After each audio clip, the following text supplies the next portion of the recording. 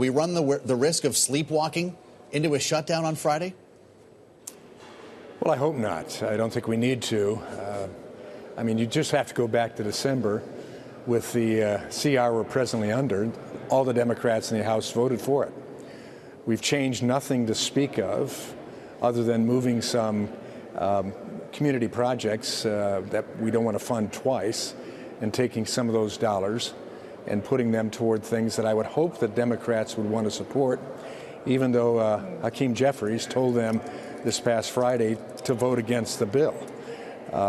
They were very supportive of making sure that bureaucrats were not laid off, but now they're willing to do something even more strongly committed to hurting not only the bureaucrats, but Social Security recipients, Medicare, Medicaid recipients as well.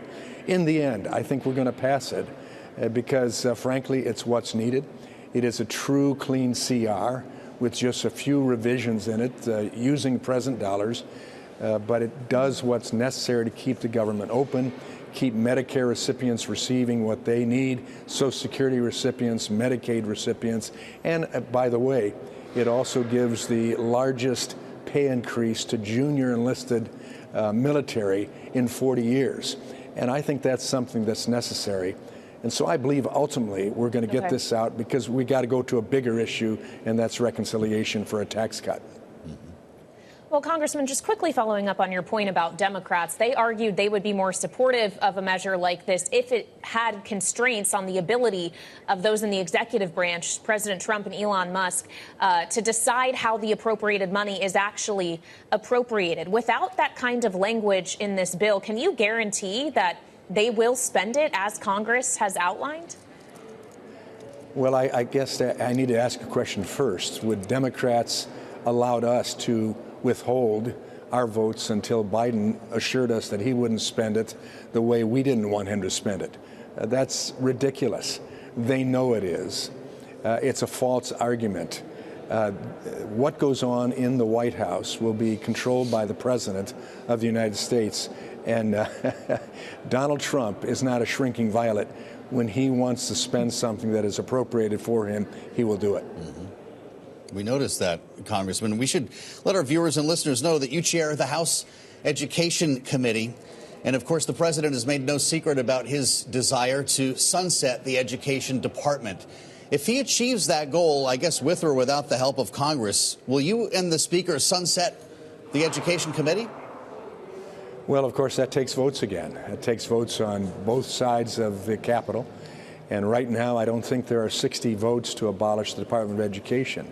But the President and my committee and our Ways and Means Committee can do significant things to right-size, to depower certain parts of the Department of Education, to force the bureaucrats who are over there to get things done that really speaks to quality education. And that's what we're going to be committed to with the Secretary of Education, Linda McMahon. We've had that conversation. She knows what a TKO or a KO means, and we may have to do some of that. But in the end, it comes as a result of Congress that put the Department of Education in place back in 1979. If we're going to abolish it, it will come through Congress. But I certainly will do what I can to make sure that states have more control. When you get back really to the nub of it, our biggest concern is with the students, the parents, and the teachers. We get those three things working right, regardless of what is in place as far as the department or what laws are in place. We get those things, the student, the parent, and the educator, those things working right, will do just fine.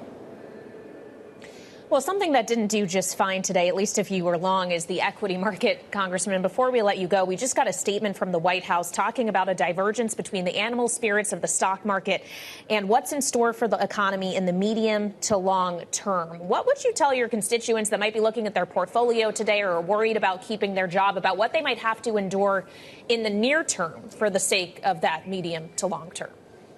Well, first I'd say hang on a bit. Take a deep breath. This president has been known to succeed.